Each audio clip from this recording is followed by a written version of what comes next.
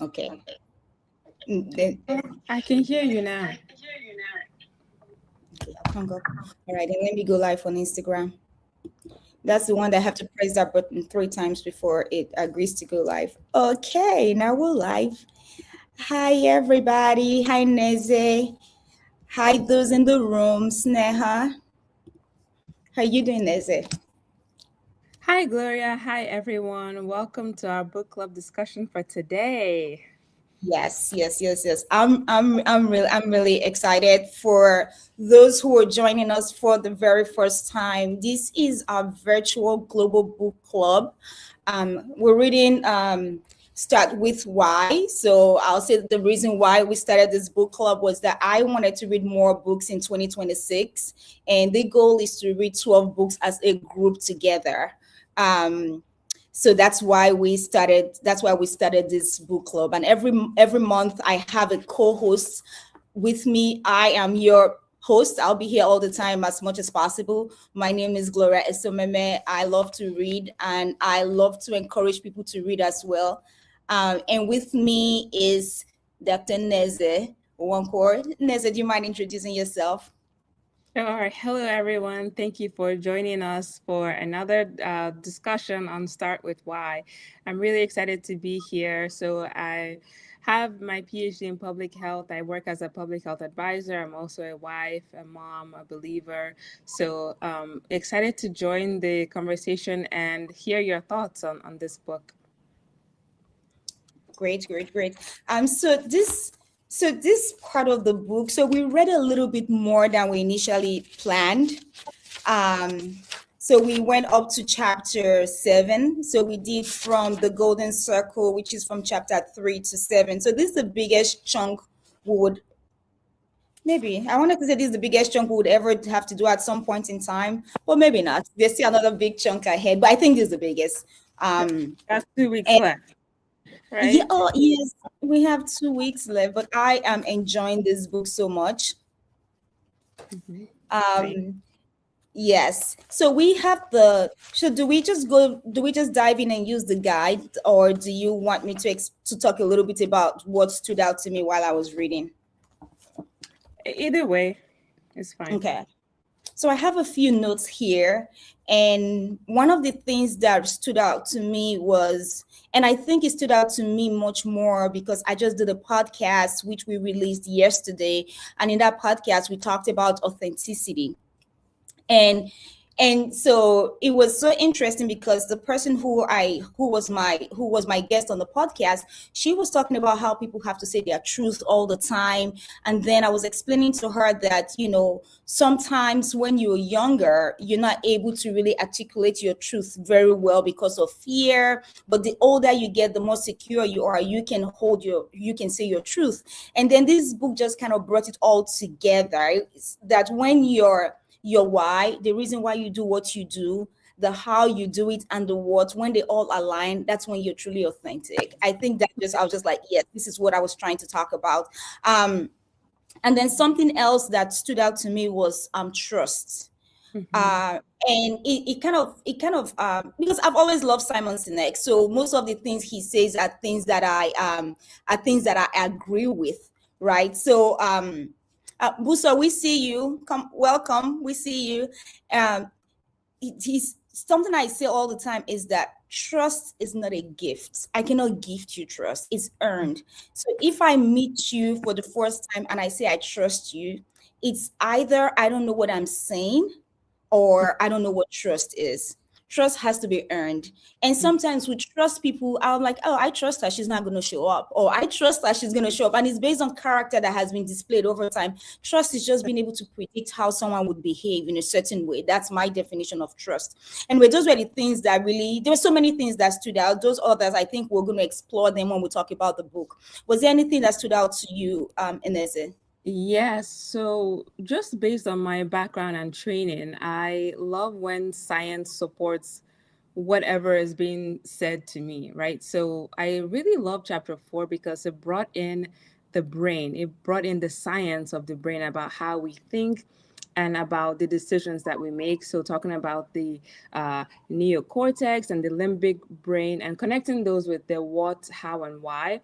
I really love that explanation. And I agreed with the book so far. Like, I made sense and the anecdotes and the examples, but just bringing in the science of it, it kind of like hit the nail on the head, because it's now like you're not just telling me something, you're giving me evidence from my own self, from our own biology. So I really love that perspective. I appreciated it because it just kind of um, perked up the scientist in me. So I enjoyed that part. But I do want to also get into the questions, because I know we both have some anecdotes to share about, like, in responding to the questions. So I'd love to get into that. Sure, Yeah, let's go. So yeah, yeah, in Dubai we will say yalla. Let's go. Ella. Yeah.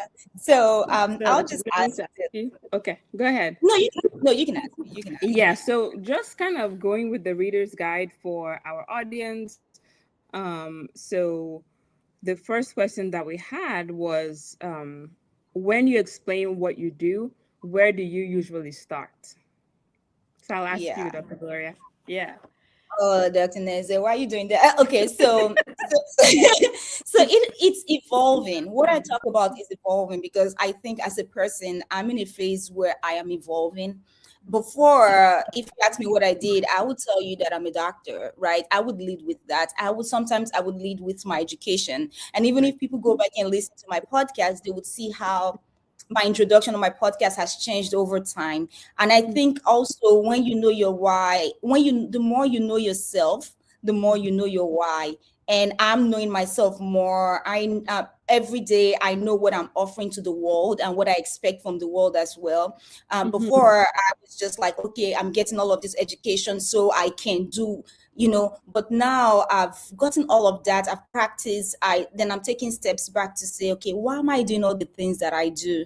Because I was practicing as a doctor. I enjoyed it, but I felt there was still more, right? Yeah. And then I took steps back. So now I am really trying to. I think my why is clearer today than it was yesterday. So my why, but when people ask me to introduce myself, it depends on where I am. And it's a question that I also ask most of the guests who come on my podcast. I say, because many people these days they wear multiple hats. So you can't just say one singular thing that you do. And if you look at yourself much more critically, if you do a lot of things, there's usually one line that ties everything. So for me personally, um, I don't introduce myself this way all the time, but I think maybe after this book, I'm going to get like a better introduction of myself. Because what's the point in reading a book if I do not change or become better after that? Exactly. Um, yes. So my why is that I like to help people negotiate for the life that they want. That's what I really like. That's what I really Yeah. that's I enjoy doing that. Whether I'm doing that as a physician, where I'm helping people negotiate for the health that they truly deserve. I'm trying to encourage. I'm negotiating. Oh, you need to get your screening test. You need to, I am negotiating actively. I think I did more negotiation when I was practicing full time than I am doing now. My patients, I had to really, really negotiate with them all the time. And then I also teach Mhm. people how to negotiate, literally how to negotiate. And that's something I enjoy. So it's now, I think Mhm. my why is more like to help people move from point A to point B using negotiation as a tool. So what about you, Neze? Wow. I love that. I love that. And I think that's so true. And I think you mentioned last time that how long we've known each other. So I think it's like 10 years now. Like, it's so crazy. So, and I've kind of seen you evolve as a person a little bit too, from where I met you to Yeah. now. And it's been phenomenal and amazing, I have to say. Thank So you. you're welcome. So for me, and you have a comment in the chat from Busa saying global big sis at Gloria. Yes. Um, yes. And I also want to acknowledge Busa here. Thank you for the question you're asking. So I think she's referring to when we ask, when we introduce ourselves or say, I'm trying to say, what was the question? When you explain what you do, where do you usually start? So, and she was asking, do you talk about your parents, siblings, hobby, kids? I think it depends. It depends on the environment. So, like right now, when you ask me what I do, I'm thinking of like what I do, how, like for a living. Like that's I think of my job. Like, how, what do I do to make money to, um, to pay my bills, right? So I kind of compartmentalize my life in that way, so I can tell you who I am at my job, in my profession, my career, right? And then I can also tell you who I am as a person in general. So for example, like I could talk about my kids or husband, parents, siblings, my family. I could talk about my love for Pilates, which is just starting out this new year. So I think I would generally start by saying um, what I do for a living. And then I'll probably tell you also what qualifies me to do that for a living. So I'll go into my education, my skill sets, my training. So that's what I would do. And we can just have a conversation about profession. That's it. So, but if we kind of delve deeper into like who I am, then I'll bring in other aspects that make my life rich, right? So I'll refer back to your podcast that you released a few weeks ago with Dr. Una talking about I think the 9 areas of your life. So I could bring in this area, and not to say that sometimes they don't overlap, because sometimes they do, but I just kind of think of myself in those little groups until, okay, this is okay to merge. It's okay to talk about my parents. It's okay to talk about my place of worship. It's okay to talk about like just different experiences. And again, that has to do a little bit with, I think I'm touching on trust, depending on who I'm talking to or the environment. And then also it depends on like how appropriate is it? Is it okay to mention my professionalism, right? Is it okay to mention these different areas at work, or I'm just keeping it professional to this is my job and this is what I do and that's it. I'm not gonna, blur into other aspects of my life just to keep that line, just to keep that work boundary. So it kind of depends. And then as far as my why, it's still evolving. And what I've read in this book so far, it's really making me think about my why. Right? So why do I do what I do other than just to make money? And sometimes money is okay, that could be your only motivation, right? But I want something more than that, right? So why am I, again, compartmentalizing my life? Why am I waking up early in the morning to go to my Pilates class? Why am I trying to be a better mom for my kids? Why am I trying to get ahead in my career? So I've been thinking about these questions, and I think you're right in that when you know yourself more, your why becomes clearer. It doesn't necessarily have to change, but it could. But it's just more about the more you know about yourself, the more you can articulate, and the more you can continue to go for your passions, or have a better sense of this is what I want or this is what I don't want. Let me add something to that. I think our why gets, the more we live our lives, the clearer your why becomes, especially when you're deliberate in looking for that why. I'll give an example in the book. So he was talking about Apple. Before, Apple was called Apple Computers, right? And then their why became clearer. Then they took out the computer completely, so it's not Apple. So the same way, we evolve and our why becomes clearer. The way we define ourselves become clearer. Like before, I would say, "Oh, I'm Gloria Someme," because I was still like struggling. Okay, what am I holding on? Oh, I'm a doctor. Oh, I have a PhD. I have a master's. But my why is beyond that. So if I don't have all of that, then what am I? Right? Why do I do the things that we do? And it takes time. And it's also, you also have to be kind to yourself while you are in the process of finding your why. Exactly. Yes, be kind to yourself. And it's a process where you go back and forth. You keep looking for it until you find something that's close to what you really align with. And when you find that you align with, you're still gonna fine tune it.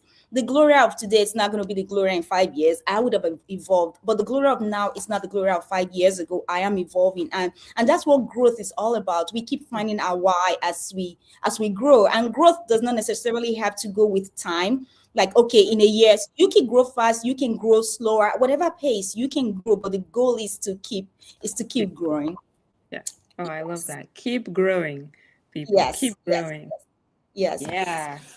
And So now the next question to I'm you also is what monitoring the comments. So Guys, let Okay. us know your thoughts. If you have any questions or follow-up questions. Yeah. Zineze, the next question is for you. Okay. So who do you trust as a leader, and what makes them trustworthy? Yeah. That's a great question. So I would say, and I think I mentioned this to you earlier. When I look at a leader, if I can trust them, one of the first things I look at is, do they want to be there, right?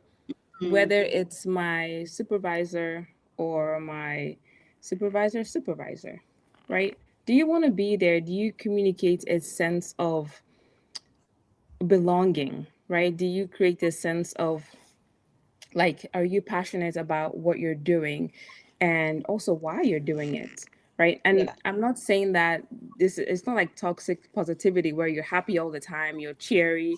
No, you can have, things could happen. You could be really frustrated. You could vent, but the one thing that I always look for is, what is behind it? What can I read? You seem like a genuine person, right? Are yeah, you excited to be here? Are you encouraging others? Are you looking at how to enhance their skill sets or help them to grow? Growth is a yeah, word we just mentioned. Are you, so yeah, I look at those little things, whether it's the CEO of a company, or it's someone that is really close, like my supervisor. I always look at that, and typically I could tell really early if I trust that person or not. Just again looking at their body language or even like reading their words. So yeah, it's kind of hard to explain, but who you if you trust? were to ask me, those are the things that I would look for Sure. in a leader. Yeah. Huh. So for me, I have Yeah. real life examples of. I could start with my family. I trust my sisters very well because I'm one of the youngest in my family. So I have older sisters and I have a younger sister as well, my brother. I trust them. I know they would show up. I know if they say whatever they say, they mean it. They give me Yeah. feedback. I know it's genuine feedback. They love me as much as anyone could ever. Those are the people who really, really love me. My siblings, we love each other very much. We are a gift to each other. Then, if I want to look at it in a much more bigger lens, there are a few people I would say I trust, even though I don't know them, but they've shown up a certain way over time. So, number one is someone like Oprah. She's someone I love and trust. I don't know Oprah. Mhm. Oh, I know her, but she doesn't know me, right? However, over the years, she's been consistent in how she's shown up, Mhm. and she her wisdom, just her generosity. She's shown up over time, so she's someone that I trust. Then when it comes to politics, because I think there are, like I said earlier, trust is not a gift, it's earned. And at the same time, even though this is my own views, right? Even though I trust people, I also give them the grace to be human. Mhm. I understand that sometimes people may be in very tight situations where it may be hard to keep their words just Mhm. because of pressure or to completely always align with their value system. Sometimes you may tilt a little bit, but maybe not too far from the ideal that we think you are. Someone like Barack Obama, he's one person that I trusted. Like I watched the 8 years he was president. There were times that I would look and say, well, this looks a little bit different. But at the same time, he Mhm. was not the president of people who had just his values. He was president, he was everyone's president. Right. So there has to be some degree of variation. But Yeah. much more recently, someone that I trust is the Sheikh of Dubai, and I'll tell you why I trust him. When I say trust, it's more like I don't know him personally, obviously, but I trust his leadership, and so it's more like so here it's more like a monarch system, like he's the ruler and every person follows what the ruler says. However, when you go back and look at Dubai in the last 50 years, there was nothing here, but he had a vision, right? And they've stuck to the vision for years. and Mhm. and and it's not just looking at where they're coming from. You look at where they're coming from, you look at where they are, and you look at the plans they have for the future. It gives me trust that a Nigerian who moved to America, was living the American dream, packed her bags and moved to Dubai. That's just how much I would say I trust the Yeah. leadership here. So it's more of, I think, not that I think, for me, trust has to do with consistency. Like you say you're going to do it and you do it, and Yeah. you've done it repeatedly over time. I would Yeah. trust someone who says, you know what, Gloria, I'm not going to show up, and they do not show up, and it's consistent. Unlike someone who says I'll show up, they show up sometime, they don't show up, it's inconsistent, Right. then I would trust that person not to show up. You know what I mean? So that's Right. just that's the lens through which I see trust and leadership. So I'm going to deviate from our questions for a minute. On the Okay. other side of that, Yes. losing trust. How Oof. easy is it for someone or an organization to lose your trust? I could go first if I can go. Okay. I can go. Okay. Like I said earlier, that I give people room to make mistakes. That's just who Right. I am as a person, right? I know Yeah. you're human. I was talking to I remember, years ago, I was talking to one of my friends. We were talking about love. She was older. She's in her 70s. We're talking about love and relationships and things like that. And I talked about how I would give my friends the benefit of doubt, right? I would give them room to make mistakes so that I can still forgive them. There's some. So for an organization for me to lose trust in them, it would have to be. I'm not fast to lose trust, just the way I'm not fast to give trust. Okay. I don't give trust fast, That and I makes don't sense. take it fast. Yes. Right. Okay. Yes, you have to let me, because if you've proven yourself over time that I could trust you, and then you make one mistake, then I'm not going to say I'm not going to trust you because of that one mistake. Sneha, I love what you just said. That's beautiful. Sneha said inconsistency is in me. Yes. So if all of a sudden there becomes inconsistency repeatedly, right, then I'm going to lose my trust in that person or in that organization, in that system. It's not just one time, but if it becomes repeated inconsistency, Sneha, that was spot on. Yes. Yeah, for sure. Yeah, because I mean, trust is gained by you do what you say, right? Yes. At least that's part of it. I think for me, because what I was thinking about is, like scandals, right? Maybe a celebrity that you like and admire, and they have a scandal. Do you stop being their fan or patronizing what they do, like their art? I don't really do that. I guess it depends, but most of the time, again, people are human. It depends on the gravity of it. And plus, I'm like, well, I don't really know the story. Let me hear from them. What are the different sides, right? So I kind of give them benefit of the doubt because, again, if it's something that I like, an organizational or a person, it takes me a while to be like, this happened. Okay, that's it. You've lost me as a fan, right? Yeah. It has to be a little bit more than that. But again, context matters. It does. But for people, no, but I for don't like know. celebrities, I don't hold them to any ideals. Like you're just popular because you can sing. Right. You're just popular You're because a you human can being sing. too. Right? Yes, it's not like it's not like you. mistakes. Yes, it's not like you were, except let me use someone. Let's say someone like Beyonce, for example. She's someone I really love and admire. But one time that I was just like, was that in 2000? It was not 2011 or 2012, where she did the national anthem and she ad-libbed the whole time. Then I'm like, okay, because your skill is that you can sing, and then how come you are? And then I think it was technical, whatever it was, but she owned up to it and said, you know what, the next time I'm going to sing. And okay, that was just one time. But if every time all she does is she ad libs, then that's when I would lose trust in her, because love and respect I have for her is based on her vocal abilities, not because I know her or anything.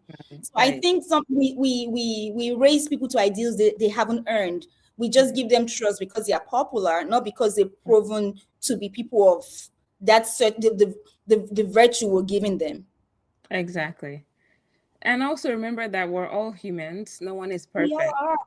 We all are. Yeah. We all are.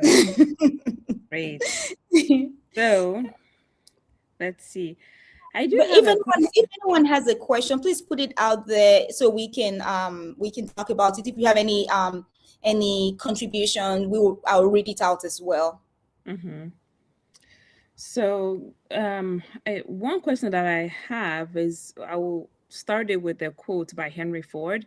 It says, Yeah. "If I had asked people what they wanted, they would have asked for a faster horse." Of Hmm. course, Henry Ford is from Ford Motors from in the car industry in the United States. So, but the author in the book, Simon Sinek, continues with saying, great leaders and great organizations are good at seeing what most of us can't see. They are good at giving us things we would never think of asking for. So, what are your thoughts on this? Hmm. There is there is that line between towing the God complex, right, and giving people things they haven't asked for, and being innovative and saying, okay, this is something that I think would be needed and all of that. So let me use this book club as an example. I'm doing it. So it's something that I am doing. No one really asked me for it. No one asked me for it, You're but doing I was doing well, though. no one asked me for it, but I'm doing it because I feel like I'm struggling with this. And I know there are other people who are struggling. And then you've done it before. I've been part of people who have done it before, right? So that's my experience. Mhm. And if we look at so many things that are out there that we utilize, some of the tech, some of the apps that we use, there were things that were there. And Sneha just rightly said, consumers go for what is marketed right and they fall prey. I would say yes and no. People will fall prey temporarily and get that. And if it does not answer a why, then they would let that item go. It would not be long lasting loyalty, you know. Right. What do you think? What do you think? Yeah. So I have an anecdote for this. So just going back to great leaders seeing what um, we may not see as consumers. So just a boss that I had, um, I just came back to work from having my second child. So I was in that postpartum blues period. I had leave, of course, but I had come back from leave, but still I didn't feel like myself, and it was affecting my performance. She could see that, I could see that. And then one day we just had a conversation and she was like, "Look, I can see that you're struggling. Okay. So why don't we think of what could help you? Because, what kind of support could I provide for you to help you?" And she suggested things like maybe you don't travel as much, or you have maybe one day off per week so that you can concentrate on taking care of yourself and your family. And for me, I think, I don't know if I knew that I had those options, or since my mind was kind of fuzzy, I didn't think of asking for those options or those adjustments for my work, because I do enjoy my work. But when she gave those recommendations, I was like, "Yes, please, let's do that." And she was like, "Okay, well, your assignment is to put together a draft of how best I can support you. Send it to me. We'll document it, and we'll go from there."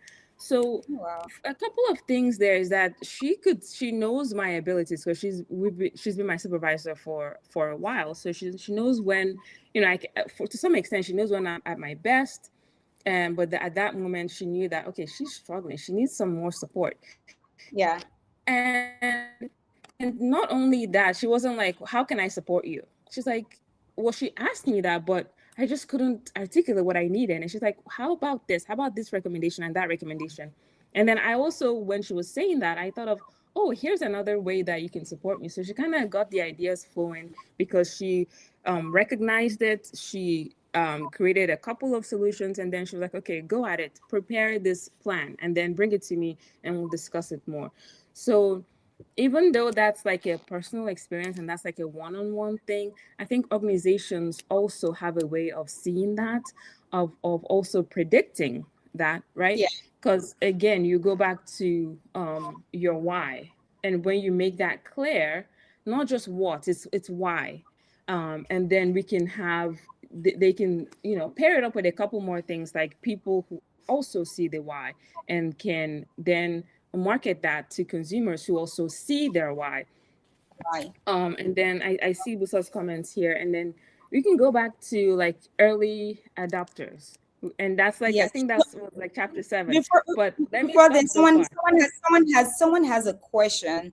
They said, "How do Okay. you start with why when your why keeps evolving?" It's a great question. It's a Um, great but question. you know what I think about that.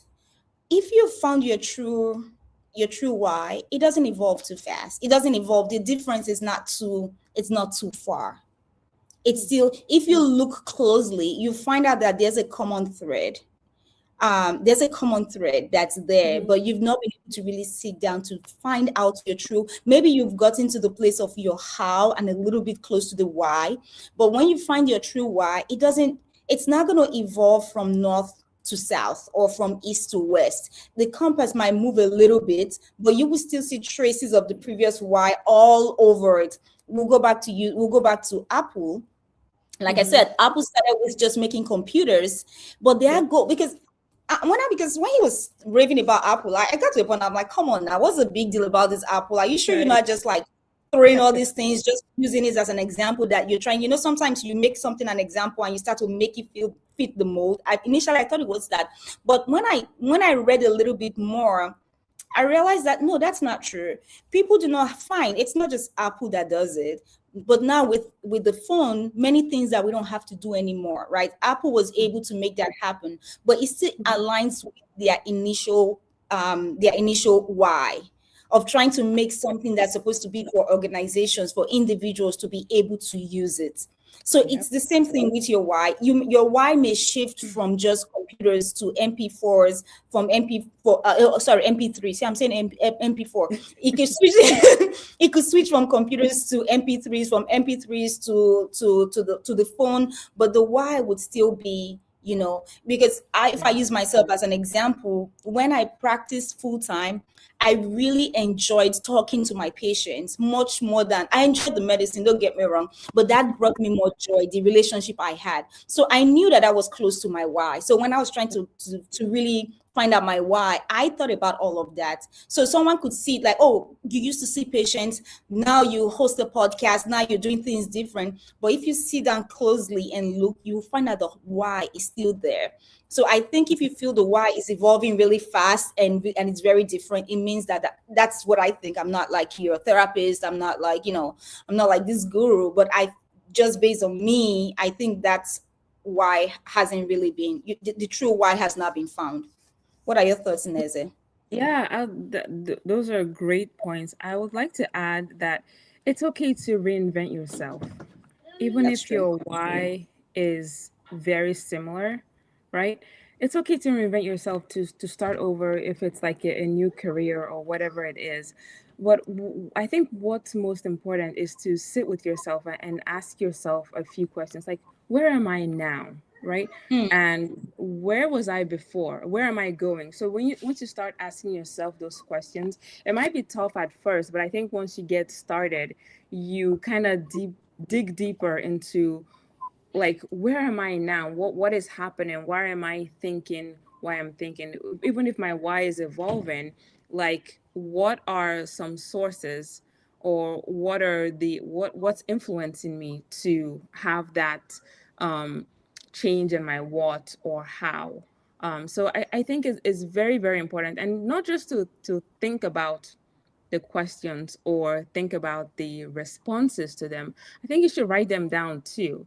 So it's a way to kind of check in with yourself, and just, record keeping, and also read it again, and the more you read it, you probably have more things to add, and you can have just honest conversations with yourself. Yeah. I agree. I agree. That's great insight. So which question do we do next? Um, Okay.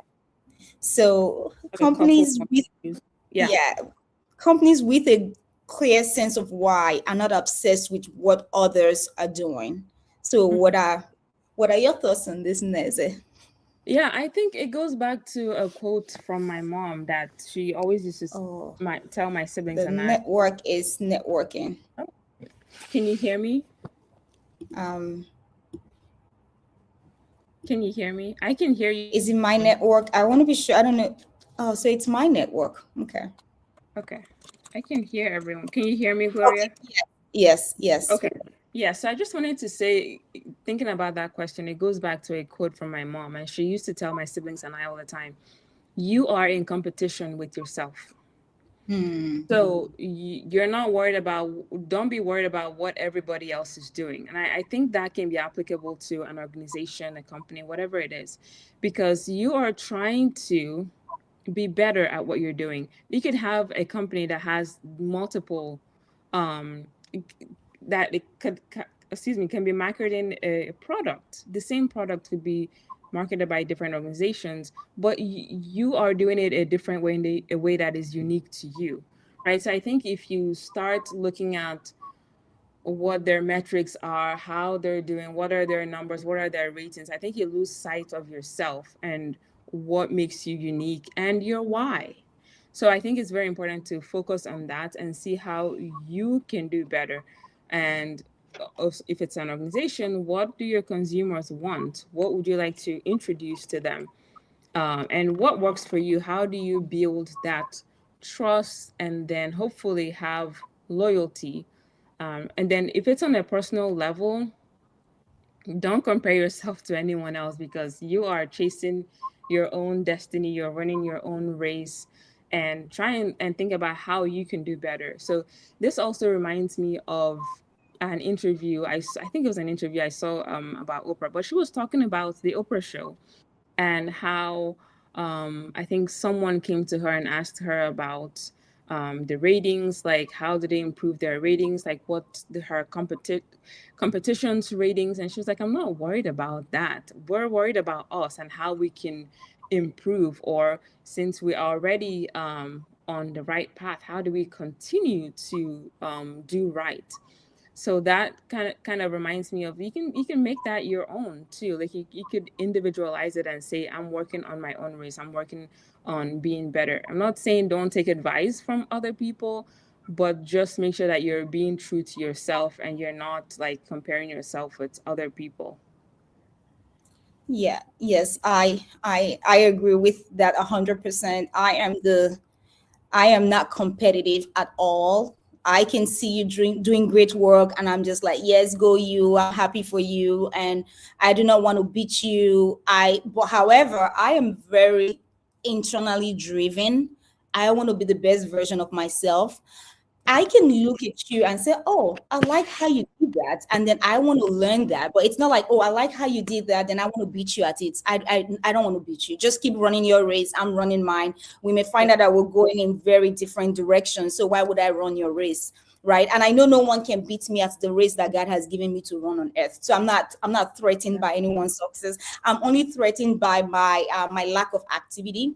So if I'm not doing what I'm supposed to do, then I feel threatened. I'm worried, like, okay, am I doing what I'm supposed to do? So it's like an internal race. It's a race that was given to me by God that I'm running. I'm not running any other person's race. I could be inspired, I could learn. Obviously we're reading books, so we're learning from people, but it's not like my goal. It's not like, oh, I want to beat anybody. When it comes to organizations, I think it's still the same principle.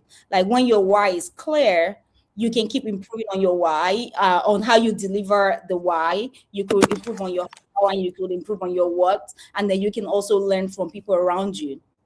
So let's go to the last question before we. Um, so I think you going next, right? I read the last Yes. one. So the question that we will close this session with is this quote from page 94. It says, "Great companies don't hire skilled people and motivate them. They hire already motivated people and inspire them." So do you agree or disagree? What are your thoughts? I agree, and it's been my personal experience with hiring.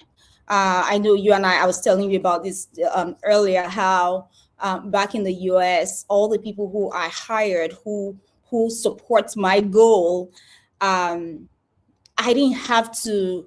They, I didn't have to find they were skilled actually. These were people who were skilled.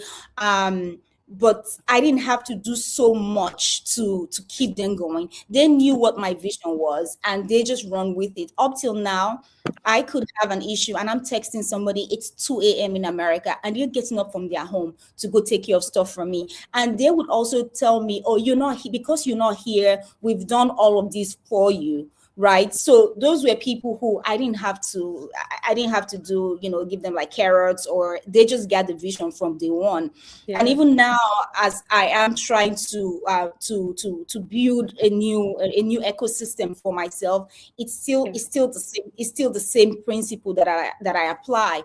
And it's more like, is this person truly committed to not to me? If you don't have to, they don't have to like me, they don't have to like everything, but are you committed to the vision that I have? Yeah. Right. So that way, and if you don't have the skill, look, skill can be learned. That's Right. so easy. You teach someone how to do whatever you don't know how to. Look, knowledge is not congenital. I wasn't born a doctor, but I learned how to be a doctor, right? So any skill, you can train people on skill, but you cannot train someone to be committed to you could encourage them, but some people are just like, if the visions are not aligned, it's so hard to make it align. So Yeah. that's my take. Yeah, no, I love that. And that reminds me of the example that was given in it was about this man, I don't remember his name, but he was going on a voyage, right? Oh yeah. Yeah, that one. And the ad that he put in the newspaper, that it was so honest, but he still had people show It was up, brilliant. right? And even though their ship was derailed, something happened, and they did not return back to land as it was initially planned.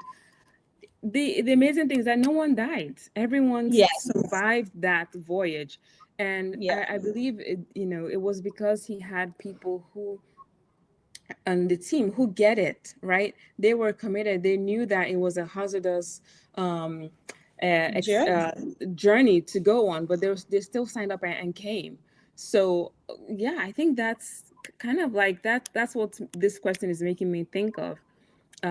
You have companies have people who are already motivated and inspire them. So that's inspiration is like something that wish we could have a whole conversation about that. But that inspiration is very important, because if your goal is to motivate people, I don't know, like they might be motivated by something other than what you can give them. But if they're already motivated to be there, I'm talking about employees now, like to be there, Yeah. then they understand they'll do it, as long as you keep inspiring them and have other things that they are aligned with, like your passion, your why. Then that's, I think it makes a huge difference. So I don't think I have much more to add to that, but I your thoughts really resonates with me in that response.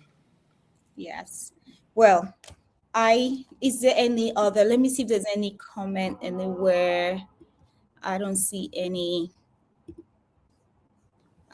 Shout out to Olak Pager, shout out to LinkedIn user. I don't know who the person is, but it's the LinkedIn user. Thank Shout you out for to being everyone. here. Yes, shout out to Uyilawal, shout out to Paul, shout out to Sneha, shout out to Buso.